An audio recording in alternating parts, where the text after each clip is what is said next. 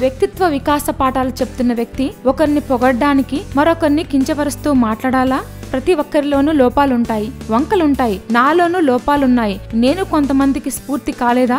నా గురించి మాట్లాడేటప్పుడు నా లోపాల గురించే మాట్లాడతారా, మంచి గురించి మాట్లాడరా అంటూ యండమూరి వీరేంద్రనాథ్ చేసిన వ్యాఖ్యలపై చిరంజీవి ఘాటుగానే స్పందించారు. స్త్రీల గురించి మాట్లాడే సమయంలో సభా మర్యాద పాటిస్తూ బహువచనంతో సంబోధిస్తాం. అలాంటిది నా భార్య సురేఖని ఏకవచనంతో సంబోధించడం ఏంటి?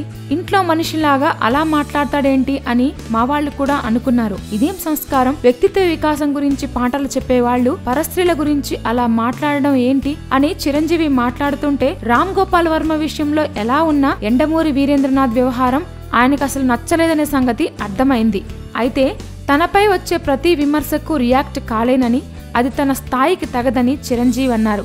ఇలాంటివి వచ్చినప్పుడు కాస్త కష్టంగా అనిపించినప్పటికీ వెంటనే కొట్టి పారేస్తానని, కానీ నాగబాబు అలా కాదని, తను సెన్సిటివ్ కనుక ఏదనిపిస్తే అది మాట్లాడేస్తాడని చెప్పారు. నాగబాబు అగ్రెసివ్ గా మాట్లాడి ఉండొచ్చు, కానీ అతను స్పందించడం తప్పంటే మాత్రం ఒప్పుకోనని, ఇంకా ట్వీట్లేస్తున్న వర్మకి తమ వైపు నుంచి ఏ సమాధానం రాదని చిరంజీవి స్పష్టం చేశారు.